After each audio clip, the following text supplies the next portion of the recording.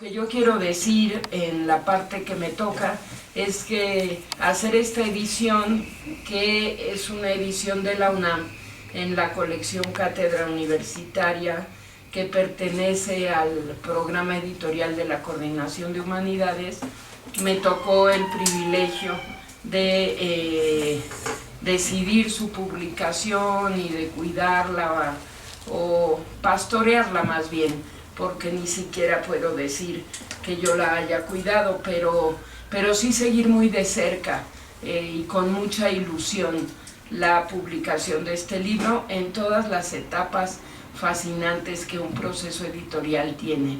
Entonces estoy realmente contenta de estar con ustedes.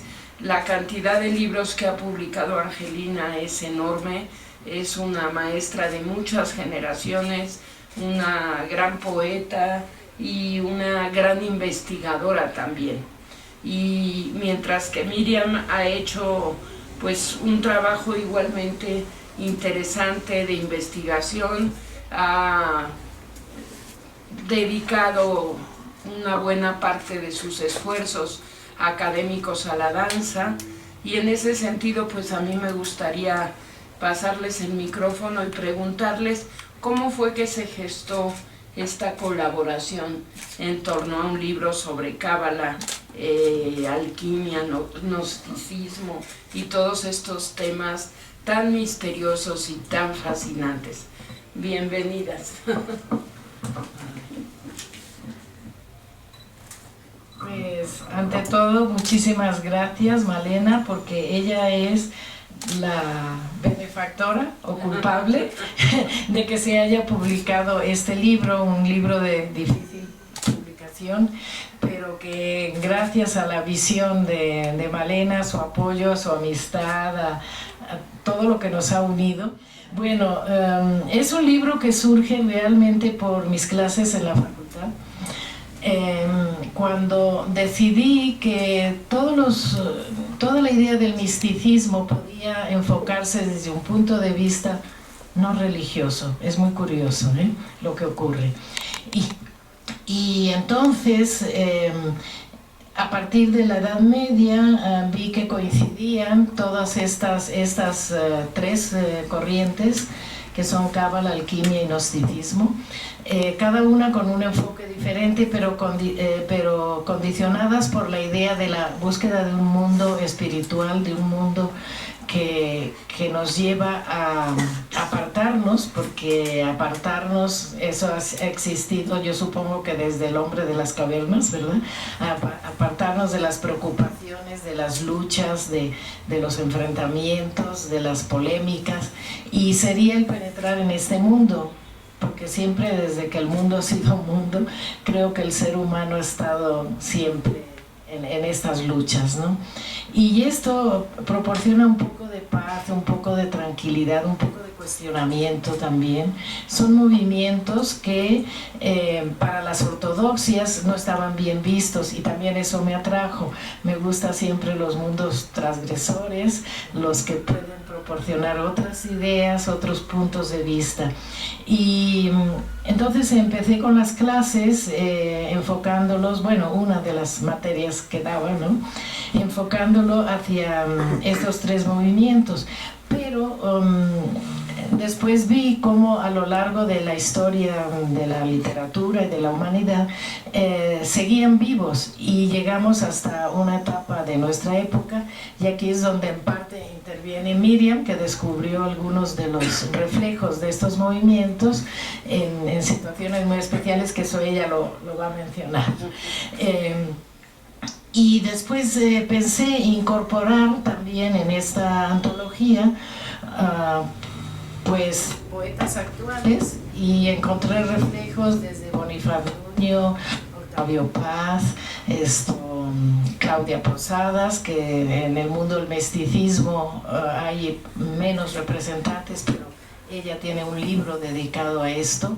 Paso a Miriam, que ella ha tenido una parte muy importante, porque también ha sido la parte de traducción. A ver, que ella nos cuente. Bueno, En realidad, yo siempre le he dicho que eso de decir que yo era coautora era un poquito exagerado. En realidad funcioné más como editora. Pero bueno, no se le puede negar a una mamá, y menos como Angelina, que decida cómo va el papel que va a tener uno, ¿no? Bueno, en realidad yo lo que estuve haciendo fue básicamente funcionar como editora, o sea, fui ordenando algunos textos que quedaran más o menos del mismo largo, escogiendo algunas secciones y después traduciendo en especial la parte del hebreo y algunas cosas del inglés que no estábamos así como muy contentas con la versión. Le daba otra, o sea, lo volví a retomar, ¿no? la traducción y pues básicamente eso fue, ¿no? Finalmente me supongo que esto tiene que ver con mis antecedentes como historiadora, que me pongo a buscar otras cosas y de dónde salen las cosas y todo, y buscando información sobre la traducción precisamente de una de las secciones del gnosticismo, que es lo menos conocido. Me encontré que hay un perfume de Prada que usó todo lo del trueno, que es una de los textos que aparecen en la antología, que es precioso, sobre la mujer, porque el gnosticismo le da mucha importancia a la mujer y a la parte femenina de toda la deidad, la divinidad, y entonces usaron para el anuncio de un perfume, usaron ese texto. Entonces eso estaba muy interesante y lo mencionamos aquí un poquito. Entonces, pues básicamente esa fue mi participación, ¿no? Traducción y edición y básicamente. Me puso orden. Sí, porque como era el resultado de las clases, entonces, pues, ¿cómo se llama? Seguían el orden de la clase. Les leo un pequeño párrafo del principio. Ahora que no me estaban oyendo, ¿o sí? Sí. ¿Sí? Dice, lo sorprendente de las literaturas antiguas es su reverberación hacia todo momento histórico y el deseo que provocan de entender lo que ha sucedido, lo que ha movido a otras mentes, otras circunstancias, la vida espiritual perdida, y a través de ellas hallar la explicación de nuestra propia circunstancia y del sentido de la vida. A lo que se refieren en el fondo es a la tríada vida, amor, muerte. Entonces también este problema que se plantea de la música es muy interesante porque en música también se puede reflejar estas tendencias y en número, en matemática, vamos a ver por qué. También lo diferente de esta antología es haber reunido las tres corrientes en un libro.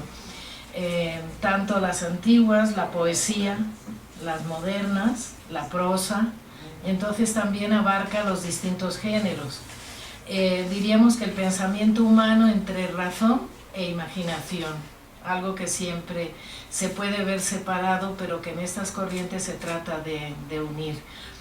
Por ejemplo, en la Cábala, que es un movimiento que surge en el siglo XIII, en Provenza y en Cataluña, en el sur de Francia y el noreste de España, que surge dentro de las comunidades judías y que es para explicar también la necesidad del mundo espiritual cuando el judío es perseguido en la época medieval, está totalmente estigmatizado y se encuentra esta otra salida por el mundo espiritual.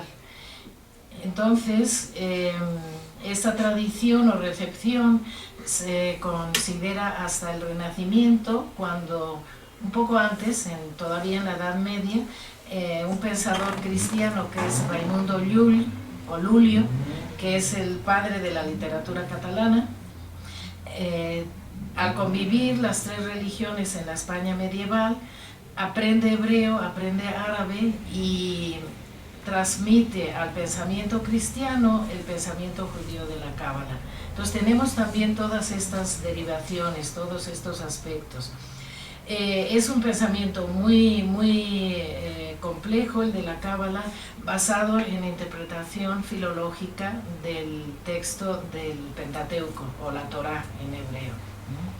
Y enseña a leer en espacios blancos, o sea, todo lo que no se ha puesto pero que se sugiere y que puede dar lugar a una interpretación. Entonces esto es, hacia grandes términos, la Cábala. Aquí está desde luego más extendido. Está la teoría de las emanaciones, de los sefirot, y algo muy interesante dentro del pensamiento judío, que es unir música, se canta el texto bíblico, y también con matemáticas, con medida, puesto que la música es medida.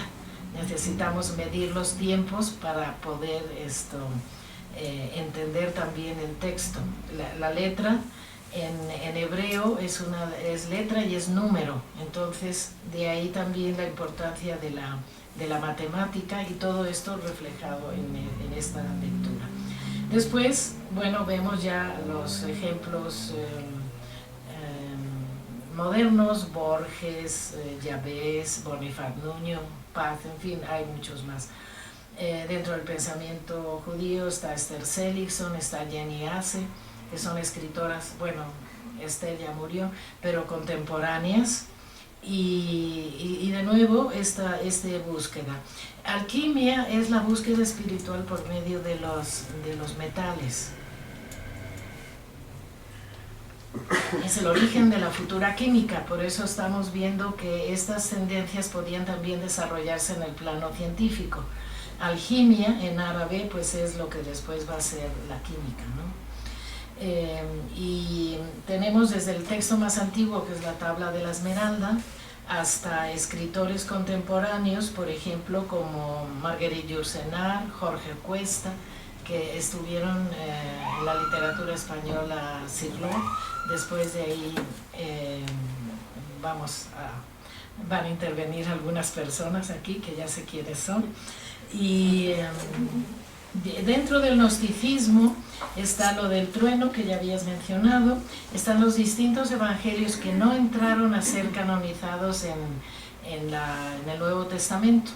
Recuerden que hubo una lucha durante siglos de qué evangelios iban a ser aceptados y cuáles no. Y los gnósticos fueron desechados incluso por medio de guerra, de matanza de los seguidores de estas corrientes. Y van a ver desde Razón de Amor, que es un bellísimo poema medieval, hasta Blake o Cioran o Claudia Posadas, como les decía.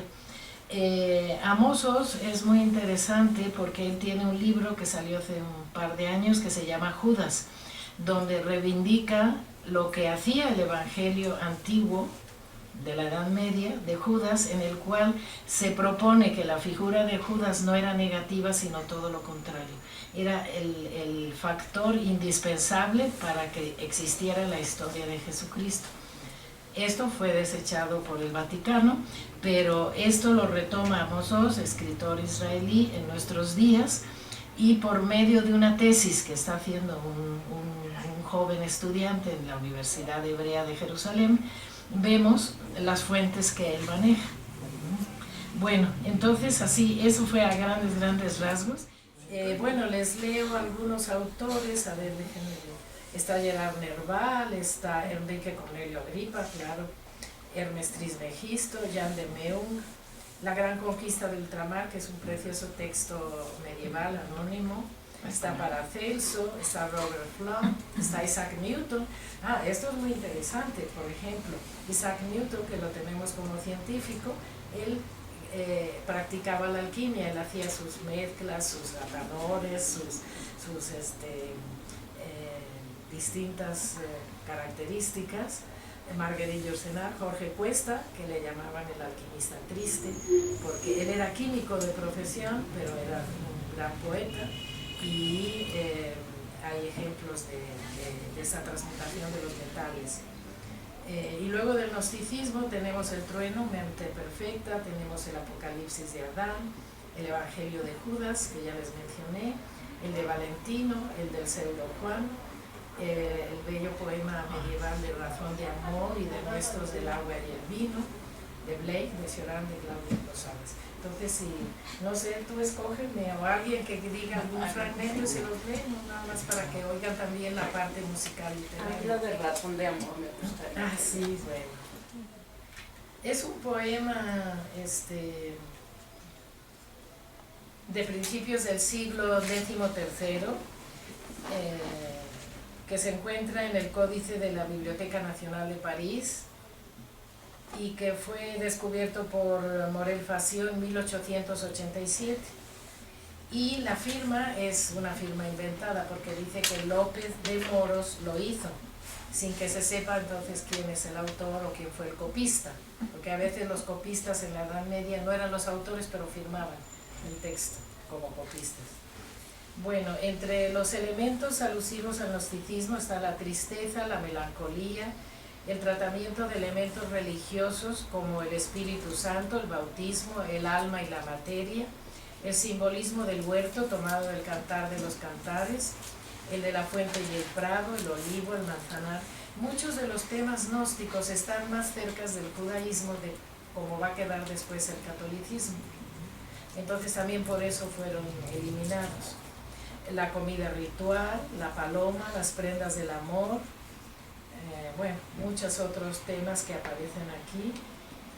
Y a veces burla de algunos elementos del catolicismo, pero siendo ellos cristianos. Así empieza la razón de amor.